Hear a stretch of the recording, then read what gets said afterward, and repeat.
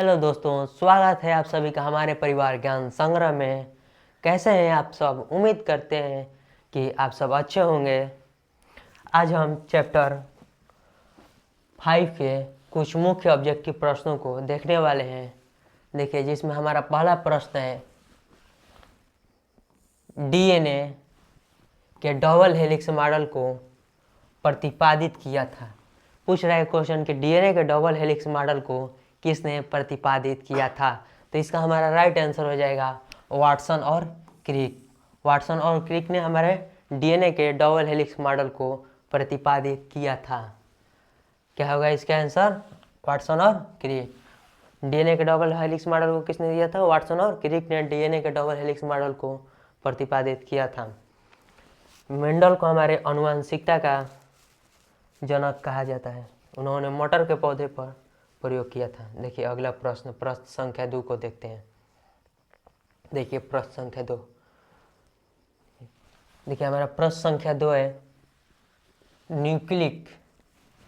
Nucleic अम्ल किसके बहुलक है? न्यूक्लिक अम्ल किसके बहुलक है? मतलब कि न्यूक्लिक अम्ल जो है बार बार मिलने से न्यूक्लिक अम्ल बनता है। देखिए इसका हमारा राइट जो आंसर होगा ऑप्शन बी, न्यूक्लियोटाइप के बार बार जुड़ाव से न्यूक्लिक अम्ल का निर्माण होता है। तो आंसर क्या हो जाएगा? न्यूक्लियोटाइप। न्यूक्लिक अम्ल किसके बहुलक होते हैं? तो न्यूक्लिक अम्ल न्यूक्लियोटाइड के बहुलक होते हैं। टाइड के बहुलक होते हैं। चलिए अगले प्रश्न, प्रश्न संख्या 3। देखिए प्रश्न संख्या 3 क्या है? डीएनए से एमआरएनए बनने की क्रिया को क्या कहते हैं? डीएनए से एमआरएनए बनने की क्रिया को क्या कहते हैं? या डीएनए से एमआरएनए बनने की जो प्रक्रिया है हमारा अनुलेखन कहलाता है। डीएनए से एमआरएनए बनने की प्रक्रिया अनुलेखन कहलाता है, तथा एमआरएनए से प्रोटीन बनने की प्रक्रिया अनुवादन कहलाता है। पर डीएनए से डीएनए बनने की प्रक्रिया डीएनए से डीएनए प्रतिकृतायन कहलाता है। तो इसका डीएनए से पूछ रहा है, डीएनए से एमआरएनए बनने की प्रक्रिया, डीएनए से एमआरएनए बनने की प्रक्रिया। तो इसका हमारा राइट आंसर हो जाएगा ऑप्शन नंबर ए, अनुलेखन। डीएनए से एमआरएनए बनने की प्रक्रिया अनुलेखन कहलाता है। चलिए अगले प्रश्न की ओर। प्रश्न संख्या 4। देखिए हमारा प्रश्न संख्या 4 क्या है कि आरएनए में थाइमिन के स्थान पर नाइट्रोजनस क्षार पाया जाता है। आरएनए में थाइमिन के स्थान पर नाइट्रोजनस क्षार पाया जाता है। देखिए आरएनए में जो यूरासिल होता है, आरएनए में यूरासिल, इसके स्थान पर थाइमिन पाया जाता है। आरएनए में यूरासिल के स्थान पर थाइमिन पाया जाता है। अतः इसका हमारा राइट आंसर हो जाएगा uracil. Option number C right answer. चलिए प्रश्न संख्या 5।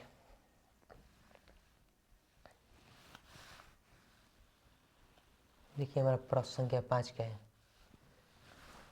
प्रश्न संख्या 5 क्या कर रहे हैं कि ओपेरान मॉडल किसने प्रस्तावित किया था? ओपेरान मॉडल किसने प्रस्तावित किया था? ओपेरान जो मॉडल है उसे हमारे जैकब और मोनोड, जैकब एवं मोनोड ने ओपेरान मॉडल को प्रस्तावित किया था। क्या होगा? जैकब एवं मोनोड। जैकब और मोनोड ने ओपेरान मॉडल को प्रस्तावित किया था, तथा इसका right answer option number A. Watson और क्रिक ने डीएनए डबल हेलिक्स मॉडल को दिया था। देखिए प्रश्न संख्या 6।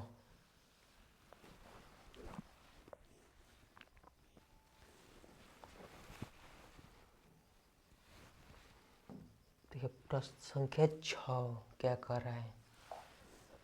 प्रश्न संख्या 6 कर रहा है कि प्रारंभिक कूट कोडोन कौन सा है? प्रारंभिक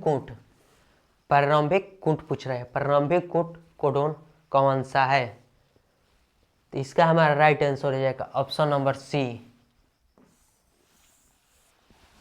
option number C right answer हो जाएगा AUG, एडेनिन, यूरासिल और ग्वानिन। हमारा राइट आंसर हो जाएगा 6 का C ऑप्शन AUG। इसे प्रारंभिक कूट कहा जाता है या कोडोन, प्रारंभिक कोडोन। देखिए प्रश्न संख्या 7,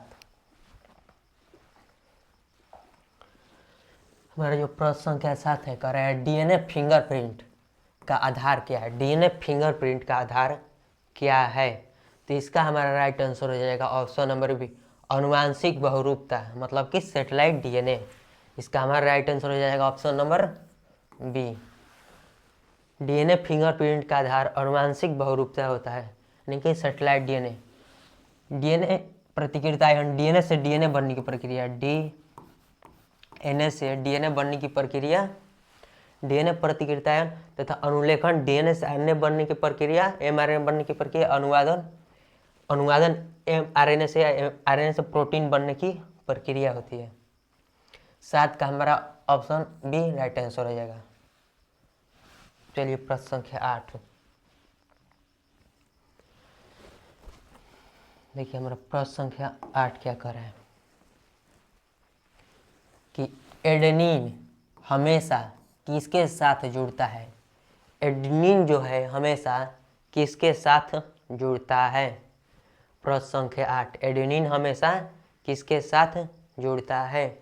एडेनिन जो है हमेशा, ऑप्शन ए साइटोसिन, देखिए cytosine, option B thymine, guanine, uracil, किसके साथ एडेनिन जुड़ता है, तो इसका हमारा राइट आंसर हो जाएगा 8 का थाइमिन।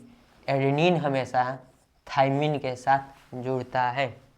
एडेनिन हमेशा किसके साथ जुड़ता है, एडेनिन हमेशा थाइमिन के साथ जुड़ता है तथा साइटोसिन गुआनिन के साथ, साइटोसिन गुआनिन के साथ, और थाइमिन जो है हमेशा एडेनिन के साथ जुड़ता है। चलिए प्रश्न संख्या 9, प्रश्न संख्या 9,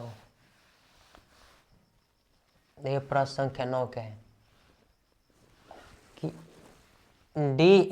डीएनए प्रतिकृतियन किस दिशा में होता है। रिपब्लिकेशन किस दिशा में होता है, डीएनए रिपब्लिकेशन, डीएनए प्रतिकृतियन किस दिशा में होता है, तो हमारा इसका हो जाएगा right answer option number B, 9 का ऑप्शन नंबर बी, 5 से 3 की दिशा में। डीएनए प्रतिकृतियां, डीएनए से डीएनए की प्रक्रिया, डीएनए से डीएनए बनने की प्रक्रिया 5 से 3 दिशा में होता है। Option number B right answer. चलिए प्रश्न संख्या 10,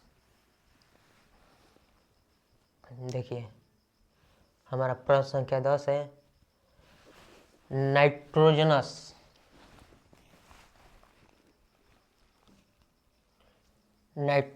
क्षार क्या है। नाइट्रोजनस क्षार के बीच कौन सा बंध पाया जाता है।